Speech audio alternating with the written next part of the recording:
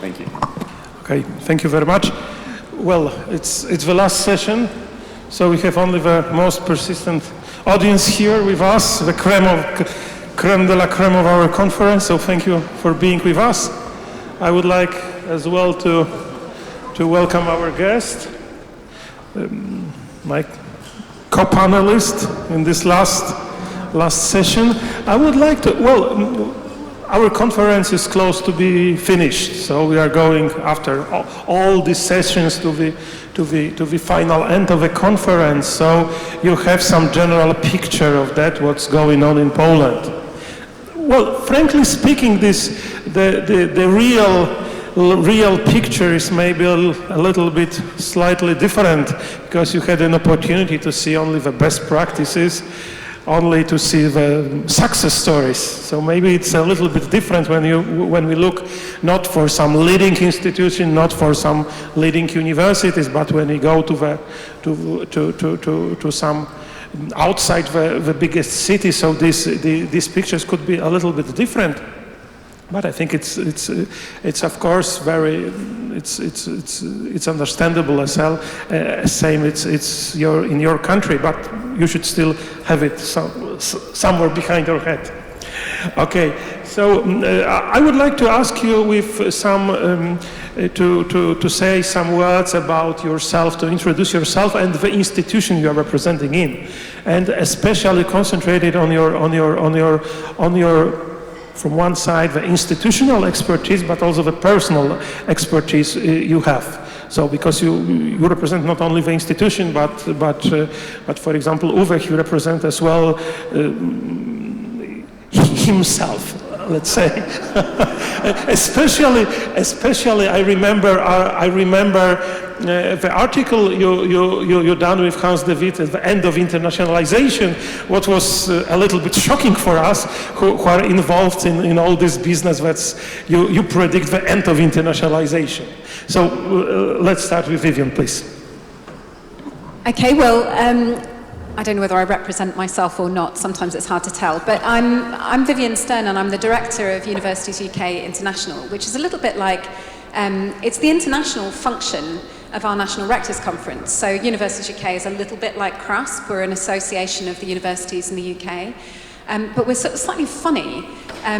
We are a really, I think, significant team focused just on supporting our universities to foster international collaboration, by which we mean cooperation in research, outbound student mobility, so getting more of our students to go abroad, inbound student mobility, so supporting international students to come to the UK, and the development of cooperation in education, so the joint delivery of UK programmes with partners overseas and other forms of distance education. And our team is funded partly by universities themselves and partly by our own and other governments. So about half of our income comes from either grants from our own government, who think that internationalisation of universities is important, or because we work on their behalf to deliver contract work, so to create practical programmes to support universities to work together. And it's a significant function, I think, because our universities, I think like Polish universities, I hear this everywhere I go, really understand that international cooperation is extraordinarily closely linked with performance in research and education. And so we think the more our universities are well connected in all of the four dimensions that I mentioned, the better they will be. Thank you. Yeah, Christian Müller, I'm representing the DAAD, German Academic Exchange Service. I would even dare to ask, is there somebody in the room who has received a scholarship of DAAD besides myself? Oh yeah, 2, 3, 4, 5. This is what always happens. The other ones should apply to us, because what we do is basically scholarships for students, graduates, researchers to go abroad, from Germany to go abroad, and the other way around as well. So for international students, graduates, researchers, professors to come to Germany. First. Second is that we do fund universities for internationalization projects which they run themselves. So the institutions themselves have projects like joint career, joint degree programs or so. And so the DRD can fund the universities for their projects, which they administer by themselves. And third is very simply knowledge on internationalization. So we gather experience or intelligence, if you like, on all questions of internationalization of education and research. Personal experience, I would name that I have been the director of the DRD branch office in Brazil, in South America for a while. There you see what really happens when you are abroad, when you go abroad, when you talk to partners, talk to universities on the side. And that's very, very helpful to understand what your institution really is doing and what is effective. Second, I've been head of the section of promoting and marketing at DRD, so promoting science. You were saying that all the picture we've got was so positive. Well, you are promoting science, so that's okay. That's what you do. But obviously you need to talk also about the more critical or more problematic or less developed issues, that's for sure. And third personal experience, I'm now as well head of the Berlin office of DRD. What does it mean? We need to talk to the government in terms of funding. That's very important. So you need money for the things we do.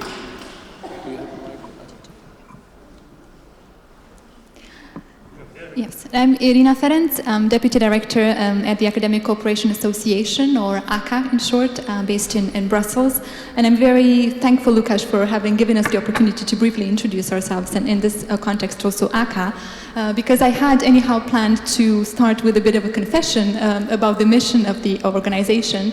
That is not a network of research organizations as such, and not itself as a network, a funder of research cooperation, but we are a network of national level agencies like NAWA here in Poland that has joined us from the very beginning almost of its existence almost 2 years ago, like the German Academic Exchange Service, DAD, that Christian represents here in the panel, and that do have as a mission the promotion of internationalization of their higher education systems in their respective countries. I think that's a core mission that all the ACA members share. Many of them also act in their countries as, for example, the Erasmus Plus national agency. And a part of our members also do have a role to play in the internationalization of research, and they do administer specific grant schemes promoting researcher mobility and research cooperation. As a network, although clearly the internationalization of research has not been our core area of activity, is nevertheless one with which we've crossed paths in a number of ways. If I am to think back at ACA's history, I think almost 10 years ago we had a bit wild idea, I dare call it, of trying to estimate, in fact, the international mobility of researchers in the European context. We did that in the context of a wider study that ACA coordinated at the time, and I must confess it's a chapter with which I think we've managed to raise more questions than actually answer, because of the challenges we all know we have in mapping mobility of researchers for different reasons. Maybe more recently and more importantly, in a sense, for our mission, the internationalization of research is an area in which we worked, though, when advising higher education institutions, I would say particularly in Central and Eastern Europe, in the advancement of their wider internationalization activities. And a key area of our concern has been how the internationalization of higher education or education links with the internationalization of research and the role of internationalization for reaching the third mission of universities. Well, being based in Brussels as a stakeholder organization, we are also constantly involved in the consultation processes related to European programs in the field of higher education and research, so currently Erasmus Plus, Horizon 2020, and particularly the Marie Skłodowska-Curie actions. And I'm sure that there will be time later in the panel to touch upon some of those observations we've made as well. So, Łukasz, you really want to have me answer you on that one? I did not forget what you said. No, my name is Uwe Brandenburg, or in the US usually addressed as Yui. it's also an intercultural experience, right? Because I was not sure, is it Huey, Louie, Dewey, or is it Huey, Lewis and the gang? I opt for the second. But to address what I'm doing, the Global Impact Institute is an institution which I founded 2.5 years ago in Prague. And we are in one way very international because we are a virtual so-called expert organization. So all my members are somewhere in the world, ranging from Melbourne, Tokyo, Singapore, London, Guadalajara, Toronto, which makes team meetings challenging. 2 of us usually sit there in a pyjama. And we are focusing on helping institutions in 2 aspects, internationalization and impact. And our slogan is also for that, we do not care what you do, only what you achieve. Because we all know we can do a lot of things and not achieve anything with it.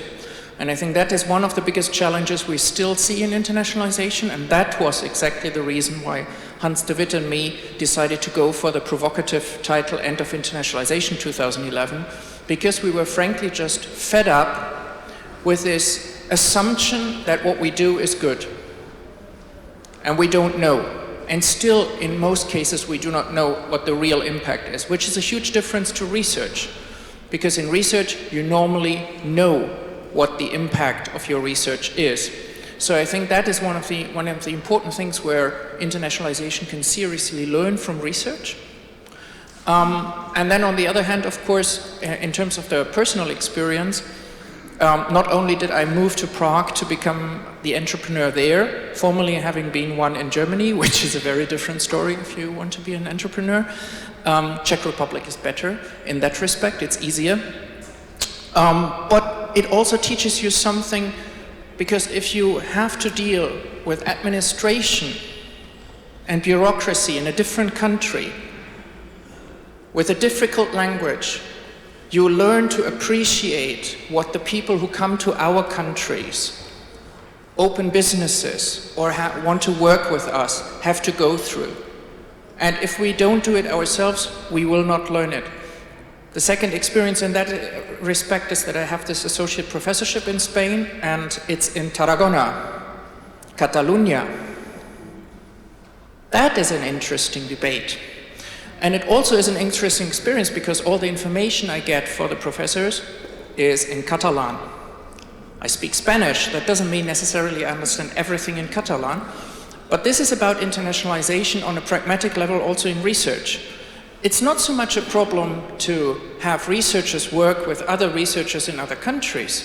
That's often quite easy. The problem is very often if you want to invite researchers into your institution, and then you have so strange rules like researchers have to participate in faculty meetings which are held in the language of the country.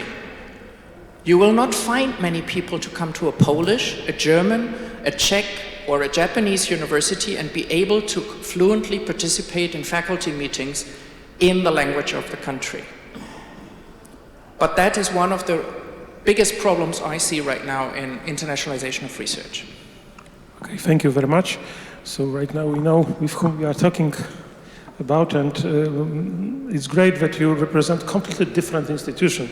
So I hope to have a completely different point of view and opinions on the question I prepared for you. So I will start with some question I hope to warm us up. As according to your experience and as well as experience and activities of your organization, what do you think, what tools used by public and academic institutions are the most effective and the most efficient for supporting the mobility of individual researchers, mobility of students as well? We are not talking a lot about students today, but they are also a very important part of all activities, as well as supporting the internationalization of academic and research institutions. What tools are the most effective and efficient? Please start. So we could play a game. How long does it take me to mention Brexit? And the answer will be not very long, because I would say one of the most effective tools in the UK has been participation in the European programmes to support cooperation in research. I will interrupt you for a while, because when I prepared all these questions and think about all this idea, I was strongly warned not to use the word Brexit. So, okay, so let's pretend I didn't talk about Brexit. just ignore the fact that my first answer is this sort of massive multilateral long-term programme has been really quite helpful, and it's a bit worrying that we might find ourselves outside of it. So if you leave that aside and you look at the kind of domestic policy context, the first thing, and I think it came out in discussions in earlier sessions, I think that there is absolutely a role for national policy. There's absolutely a role for the strategic leadership and direction within the universities, but the bulk of cooperation is bottom up. Certainly in research, the meat of our collaboration, anywhere you look, is driven by individuals who have found each other either because they've been reading each other's papers, or they've met at a conference and they have had a conversation perhaps over a drink in the bar, and they've decided that what they're doing somehow connects with what their colleague is doing. They've got excited about maybe working together. Sometimes they don't even meet. I was talking to somebody who was I think she was an intergalactic scientist, which sounds tremendously exciting. But she talked about the cooperation she'd had over many years with people she'd never actually physically met. And that's got to be at the centre of any policy making that seeks to foster increased cooperation. The question policymakers ought to ask is, what can we do to reduce the friction between our guys working with your guys in whatever field and whatever geography they happen to find it. And if you try to plan that too neatly, you'll be doing a great job for some people and a terrible job for others. So I think that whilst there's a role for the top down, the policy attention should go on bottom up. In our system, the UK has a system which supports research funding through dual support. And that means institutions get a combination of research funding for which they have to compete and block grant funding. And the block grant funding is distributed on the basis of an analysis of their research performance through a thing called the Research Excellence Framework, which happens roughly every 7 years. And that's second part of the dual support system, that block grant funding, is fantastically useful. What we see universities doing is taking pots of money, maybe co-investing it with an institution they want to work with a little bit more closely, or providing it as a fund that individual academics can bid into, so that before they're at a stage where they can put together a grant application which is sufficiently good to succeed in domestic competition or competition for funding at the European or in another country level, they can do the sort of basic pump priming work, workshops, just little frequent reciprocal visits, the sort of thing you have to do to get off the blocks. And I think that is fundamentally very important. And when you look in our system at the data, it's clear that the volume of collaboration cannot be explained by the funding designed to support intellectual collaboration. That there's a huge volume of hidden collaboration that's being supported through other mechanisms. So, coming back to the policy level, the question is, what more can we do to reduce the friction in the system, to make it easier for people to work with whoever it is that happens to be best for them? You mentioned this hidden area of collaboration, but I think right now it's a time for a more strategic way of thinking, especially on institutional level. How to use all these hidden collaborators for the interest of the organization. But the question for Christian then, when you mentioned that you strongly support this bottom-up approach, so what's the role of a public funding agency, as NAWA is or DAD is, in this sense of understanding this? Maybe just to comment on this point which you mentioned, Vivian. When universities approach us and ask us, DAD, as how to enhance their cooperation with universities in, say, Thailand, what we always say is, and especially when it deals with rectors or vice rectors, we always ask them, do you know what your researchers are doing with partners in Thailand? And they don't know. So the first very simple thing is, please do a mapping of the cooperation already existing, which you might not know, and normally they don't know. They cannot know all personnel and or relations of their institutes, their faculties, with given partners in a specific country. So this is one of the exercises we always recommend to do when you start enhancing a institutional collaboration with a certain country or with a certain university. But as you were talking more about research, maybe I would come more to the field of education, higher education. Again, using one of the terms you used, Vivian, which is performance. I think if we talk about international mobility and scholarships, we tend to say that's very important for personal growth and to develop the personality and intercultural skills and so on. I think it's very important to say that it also deals with scientific performance. It deals with quality of education, not only personal skills and maybe non-technical skills, but also with performance and quality. So we strongly believe, and since the founding of our institution, which is not 2 years ago, if I may say, but 96 years ago, or 94 maybe, so a lot of years ago, the start of everything was, the beginning of everything were individual scholarships, and this works until today. Erasmus Plus or Erasmus is really a success story, because we fund individuals to go abroad, to cross border, to work in other countries, study in other countries and build networks. Very simple. Why is that so important? I think it's important to address and to have very young people in their young stages, the early stages of academic life, to learn about internationality, international mobility and cooperation. And this is something you can learn with 19 years or with 21. And it's always easier afterwards to cooperate with a Spanish or a Greek or a Polish colleague once you have been in that country a couple of years ago. And I must say, when Erasmus started more than 30 years ago, I was working at a Portuguese university. And if I now look back to what these universities have changed in the last 30 years, that's amazing. And many of those changes deal with European programs, with European research funding, with European mobility funds like Erasmus. So there's a very strong impact of these funding, although the exact impact may be difficult to measure. With this, I agree with Uwe. Irina. Well, if I am to, think of answering your question, thinking of a purely institutional environment and at the institutions that we've worked with over the years to advance on their internationalization activities enhancement, I think one of the crucial elements of this effectiveness has to do with having a wider supportive environment and having established an internationalization culture that is really embedded in the DNA of the institution.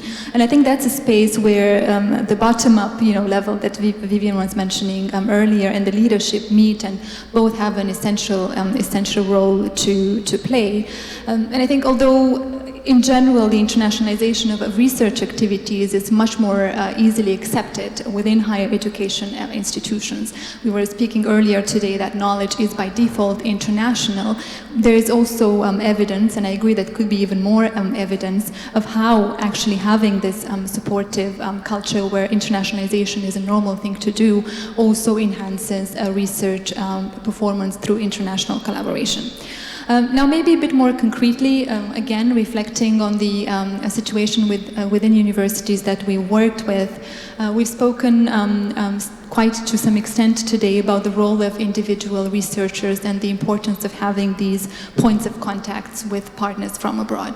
What we've seen, though, really matters from an institutional perspective is also having structures in place that can actually, in a very systematic way, support the individual researchers in reaching their goals. And these structures have different names in different countries and institutions. We can talk about a research department, research unit, whatever it is called. It is typically a central level unit that, on the one hand, provides information on a variety of funding opportunities, both in the national and international context, and at the same time provides important grant writing and grant administration support to the individual teams of researchers. Over the years, we've worked with quite a number of universities in Central and Eastern Europe, and I think our experience has been that researchers in this part of Europe tend to be very successful in attracting national level grants, but they do need support, at least to start with, in writing for the more competitive grants quite often. And I'm always thinking, of course, of the ones granted in the EU context, and especially the MSCA actions, and also ERC grants, for example. And in those institutions that we work with, we clearly see where this central level support exists, it's well coordinated, the results are also there. Beyond that, what we see matters really with an institution is having a system to acknowledge in some fashion, either through visibility mechanisms, through career prospects, to acknowledge and to reward international collaboration in research and in teaching and education. Oui. Yeah, come on, let's be a bit disruptive. I mean, the first thing, you have one of the greatest researchers in the topic of higher education here in Poland, Professor Kwiek in Poznan, and he found two numbers which I use for a lot of presentation in the moment because I find them appalling. 63.8% of the researchers in Europe so far engage in some collaborative international research. That means 1/3 does not. As a researcher, I think research cannot be of good quality if it is not international. Top quality domestic research does not exist anymore, even not in very domestic fields like law or something. What that means is just the second number. 50% of all the researchers never published an international article. He put it positively, 50% published, but that means 50% didn't. So the first disruptive measure is very clear. If you want to have a good academia in your university, make it compulsory if they apply for an assistant professor upwards position. If they did not engage already in something international, don't hire them. Make it a compulsive part of the enrollment process, number one. Number two, it's usually very easy for administrators in certain positions to go to conferences. Try that as a young researcher.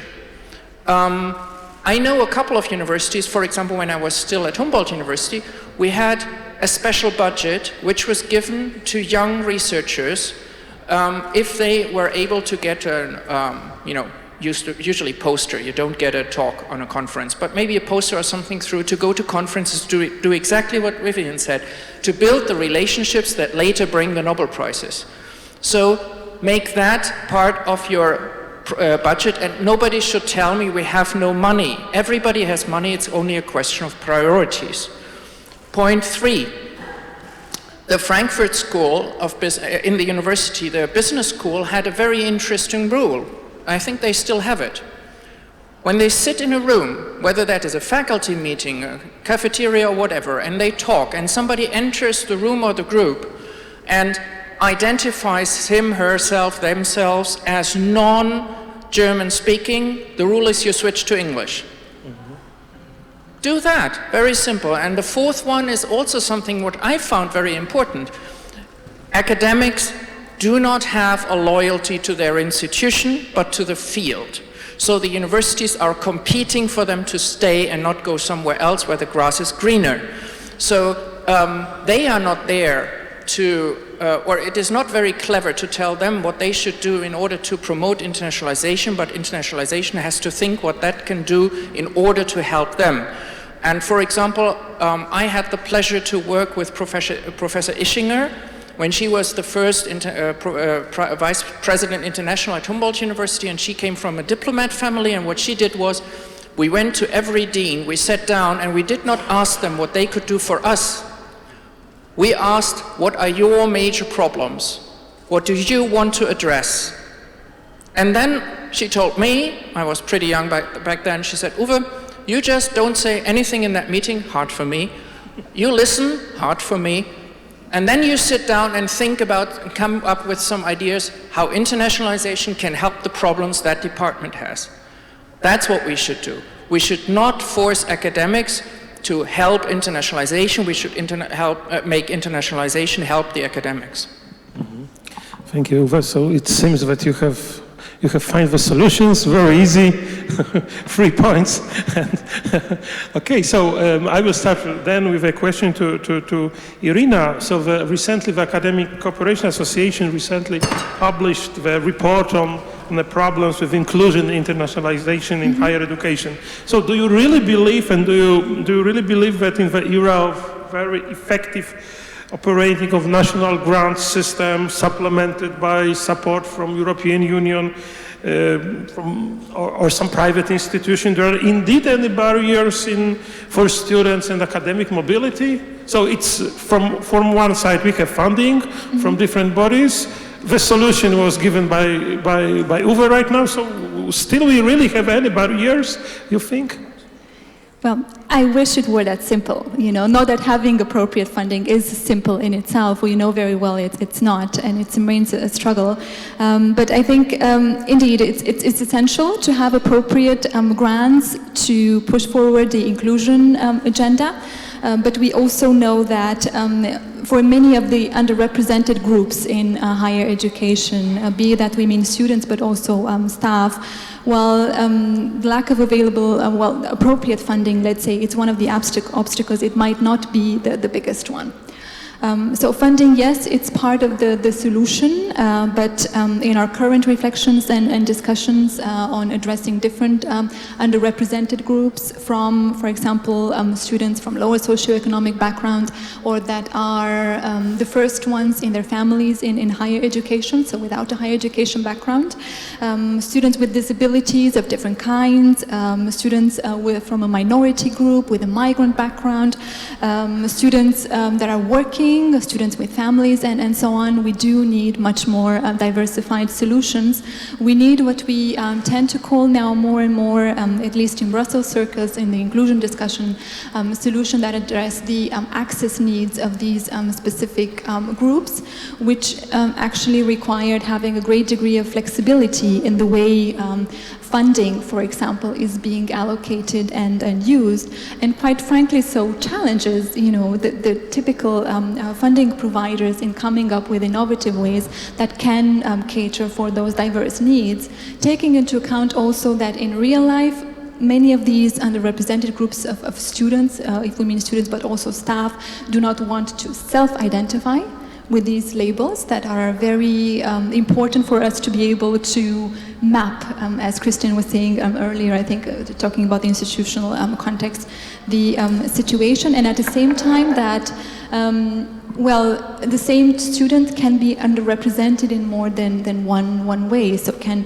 have a migrant background, for example, have a disability, have also a lower socioeconomic background, and so on. So to wrap it up, maybe, yes, funding is essential, but unfortunately it will not, I think, solve all the challenges we have for widening inclusion, at least from our perspective. Mm-hmm. Thank you. And okay, Christian, please. I would like to come up on this. Actually, we at DAAD, we started a new program with the beginning of this year, which is directed to, or which specifically for students in teacher training courses. Because, again, we found out that the number of students in teacher training courses is far below the average of students going abroad. And, again, taking what Uwe said, even students who are studying a foreign language do not go to 100% abroad to the country where this language is spoken. That's absolutely nonsense, doesn't make any sense. So we started a specific program, and what we now see, and that's very interesting, is that not only, obviously, we are raising the number of students going abroad in teacher training courses, but at the same time, the number of students who are coming from first generation academics is higher again. And the number of students who come from families with a certain migrant history or whose parents migrated to Germany, again, is larger in this specific group of teacher training students. So, as you said, these indicators or these dimensions sometimes are intertwined, and if you address one, it's most probable that you will address the others as well. So teacher training going abroad, very important in my view. So Uwe, do you think that this, including all these groups which are not fully participating in higher education, it's a responsibility of the universities or rather the public authorities?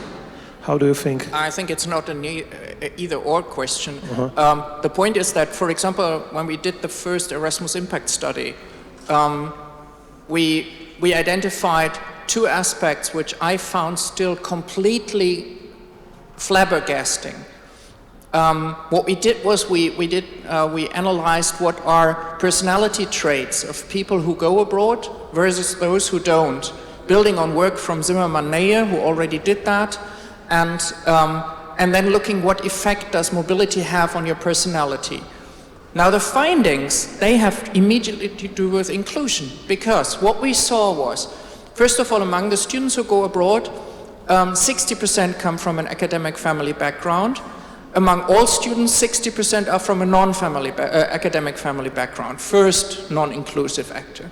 Why is that? When you look at the personality traits, there is a huge, statistically significant difference between people who choose to stay home and those who go abroad. The ones who go abroad have statistically significantly higher values on personality traits such as openness, tolerance, etc. So the people who want to go abroad, which also means by just simply raising the budgets for Erasmus, you will not necessarily automatically raise more. That's why we see the panning out everywhere. We have saturated the people who are easy to go. That leads to conclusion, Łukasz, because that means to try and motivate more people at that age to go abroad is not very efficient. It's much more efficient to do what the DAD and others do with Europa macht Schule. Europa goes to school, Erasmus goes to school through the ESN project. We need to go and take all the researchers, the young researchers who come to the institutions, go into the schools here. I mean, literally every single doctoral student, master's student, young researcher you have in a Polish institution here, he should or she should never go home before having talked to kids in elementary school, in high schools and so forth about what it means to go somewhere else and give them a glimpse of the future they could have. Because people cannot imagine a future for themselves when they don't come from such a background. That is where we have to start inclusion, I think, and then it can be very, very, very successful in the long run. On the side, the teachers need to be the most international people among all students, and in all countries they are the least international. Okay. Just to support that, I mean, we've done a bunch of studies. I'd love to know, Eva, what you make of them, but we've done a bunch of studies that link our student record, so who has gone abroad, with what happens to them once they've graduated. So we've got a sort of pretty imperfect post-graduation employment survey, which happens at 6 months post-graduation. So we're able to show, and you can't prove that it's a causal link because, as Uwe's indicated, the people who choose to go abroad already have certain characteristics which probably predispose them to certain sort of success factors, so more likely to complete a degree, more likely to get a first in our system, more likely to enter a high paid job. But the tragedy of it is, first, the people who go abroad are predominantly, in the UK at least, from already advantaged backgrounds.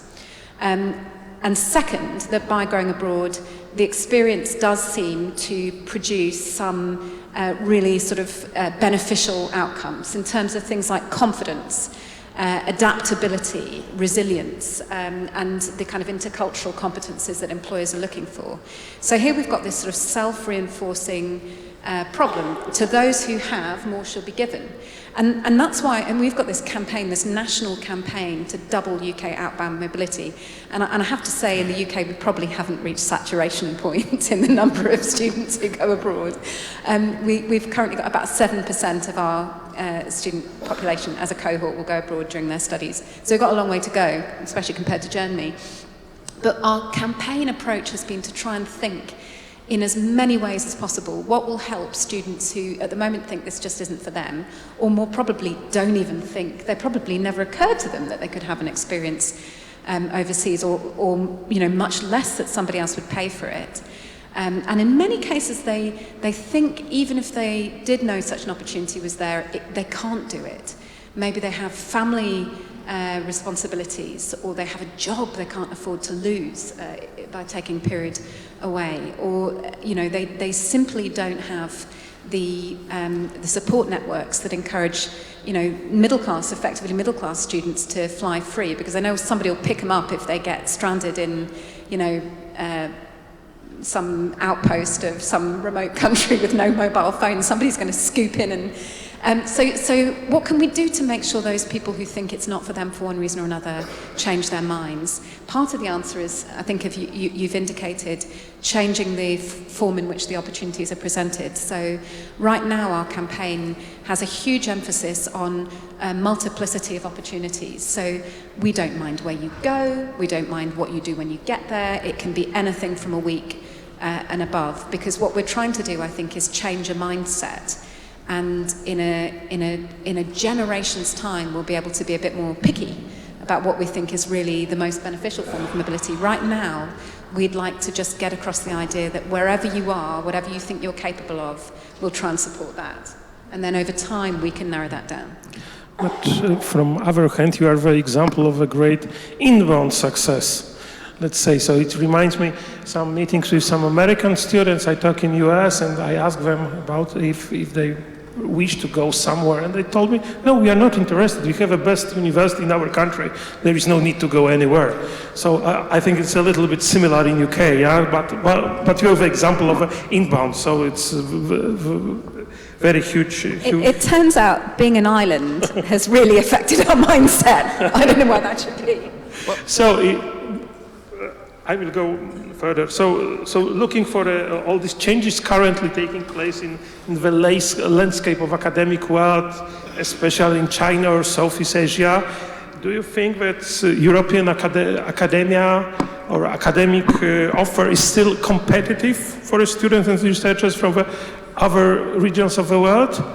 I think I really believe that UK or Germany, they are competitive. But what do you think about the countries from our region? Yeah, we are still very new in this business, let's say, with these not very popular languages over mentioned. Yeah, so it's or our scientific potential is not fully recognized everywhere. So what to do? How to encourage students and the researchers to come to first collaborate with universities from our region, but finally to come for degrees or doing research here. Today's conference, we had some examples of people who decided to do the research here, but it's just some examples. So how to work on a bigger scale, how to encourage them that really the Poland, Czech Republic, Hungary, they are interesting offer for them. If I may start, I think how to do this, I do not know.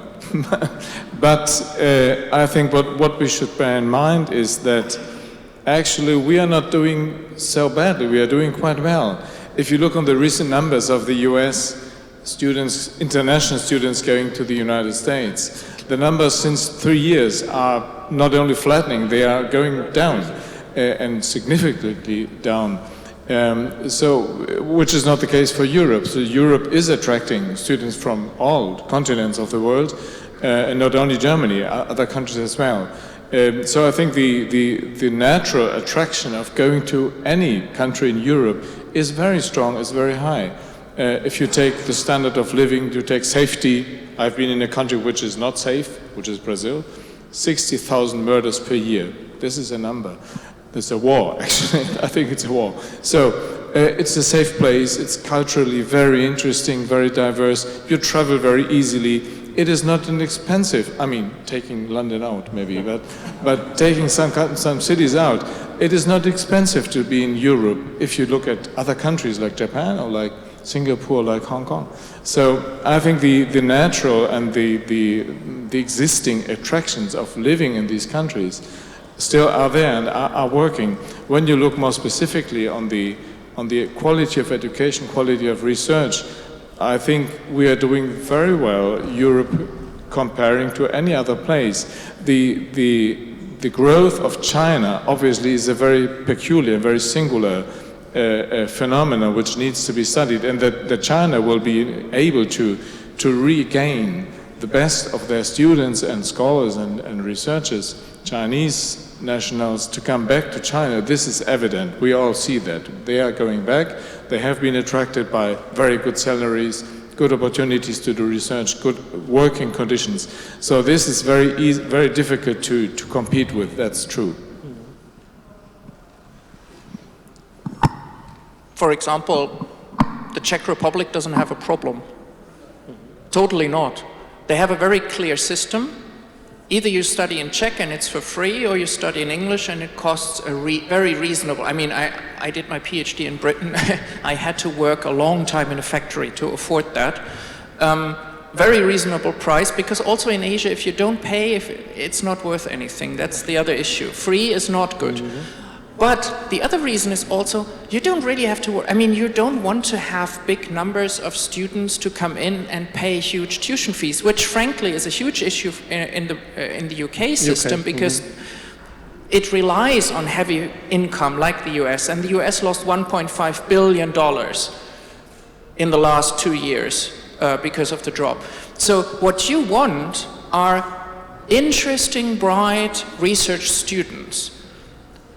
Nicely, the research community, what they need is good and excellent quality, known names, which you produce by international publications with joint partners, being on conferences and talk to people and offer, for example, conferences for young researchers, invite young researchers to tell a story in Warsaw or in Lublin or in Łódź.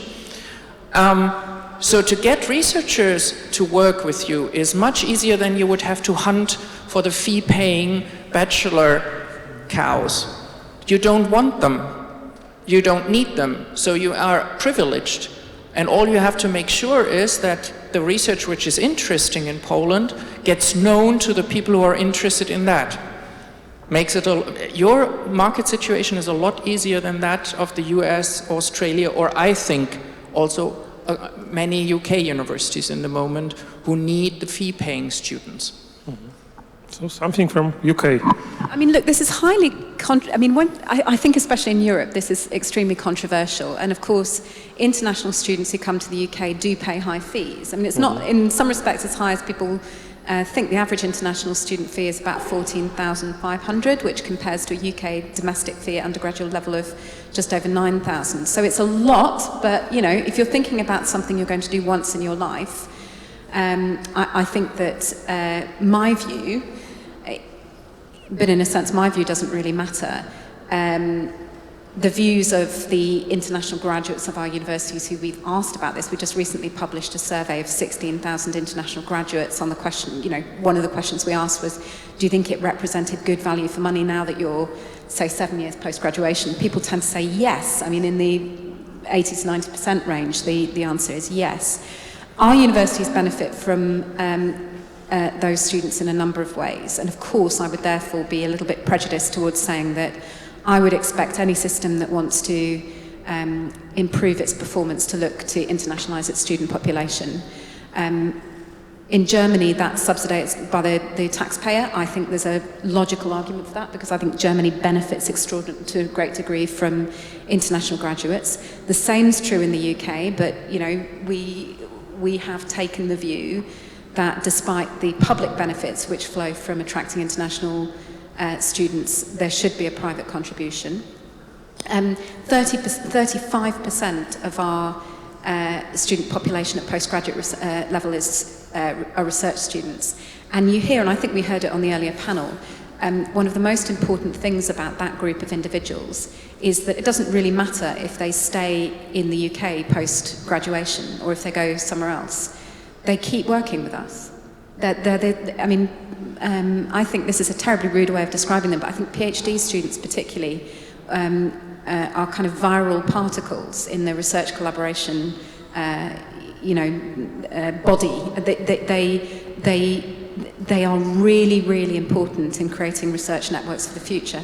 But I absolutely agree. I think that the most powerful thing that any system can do is probably focus on the exchange in one form or other, early career researchers and postgraduate research students. I think seeding relationships at those points in people's life where they are relatively mobile, they're quite open-minded and they don't have established research networks is really powerful. And if you want to change people's perceptions of Poland as a place to establish a research career, they're also hungry at that stage. You know, people in our system tend to be insecure, they don't have permanent contracts, they're living from grant to grant. Opportunities for a little bit of security, an opportunity to get the kind of international experience that, according to Uwe, should be a criteria when you make an appointment. I think that's a pretty good rationale for going, why don't you come and just make a few steps here, especially given you look at some of the facilities you've got, research facilities. I think there are fantastic opportunities in that sense. Okay, Irina? Yes, maybe just very, very briefly, and coming back to Christian's point, I fully agree that as a whole, Europe is already doing quite well in terms of attraction of international students from outside of Europe. We also see a tendency in the longer term for more and more European students that are degree mobile to do so in other European countries, and less often than in the past, you know, if we compare the shares, for them to go for degrees outside of Europe, which I think is again a sign of the perceived quality of the European higher education system. At the same time, I think more could actually be done, particularly in reaching those types of students, particularly at postgraduate level, that we do actually very much want and need. I'm quite hopeful though in that respect, because I think we've seen in the last years an increase in efforts and promotion efforts and professionalization of higher education promotion outside of Europe.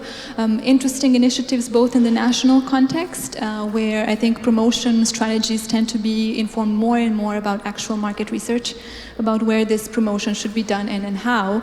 And in the European context, through initiatives like Study in Europe, where national level promotion agencies join forces actually and go for promotion activities together in various countries around the world, initiatives that we've been part of, many of our members have been part of, and that do gain quite some visibility.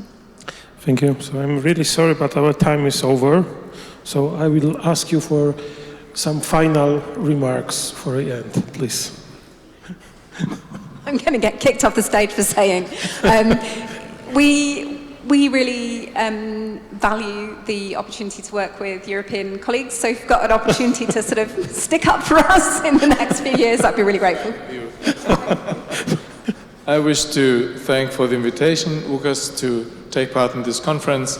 I wish to congratulate NAWA for the work of 2 years. It has been, if I may say so, inspired by some of those things we do, and we have been in close contact with you when you established your portfolio, which is amazing, and I just want to congratulate you for this work. Thank you. Thank you. I would very much want to echo the words of congratulation as well. And I think as an experience here at the conference, it's been, for me personally, very instructive to learn of all these important developments, to hear from so many Polish and international researchers here, and also to understand better how NAWA fits in the research funding landscape within Poland, but also internationally. Maybe just one sort of key word that I wanted to bring forward in the discussion today, and we haven't quite touched upon, but it's a very hot topic topic at the moment in Brussels circles, this idea of creating more and more synergies between education and research, funding programs and also activities, which will clearly impact the design of the next generation of EU programs, both in higher education and research, and we do hope will also have an impact in the design of funding programs at the national level to create complementarity on the one hand of funding, but also to allow for the combination of education and research activities within actually funded projects. Yeah, Łukasz, the one thing that I would like to just put out there is what we also have the joint, and it's cooperated by DAD, NAWA, and also British Council next year, the Conference on Internationalization in Higher Education for Society in Prague. I think we just have to acknowledge that higher education very often lost connection to the rest of society. And we see radicalization, we see xenophobia, we see Trumpism everywhere. And I think we have so much potential in internationalization to activate and join forces with the social engagement people in the universities, and particularly in research, that is the one thing we couldn't discuss what you asked, to what kind of new things or other things could NAWA do. I think the one thing that NAWA could really launch is an initiative to support Polish universities in using your international potential from research and teaching and wherever you have it, to engage with the Polish society like it should be done in all countries, and just to do the one thing that I think is the source of most of the problems, is just missing information and knowledge. If people know better, they can make more informed and better decisions that they don't believe but know what they do. And that would be one of my pleas, that we use our international potential to make, this world a slightly better place. Thank you very much, and thank you for being with us. Thank you.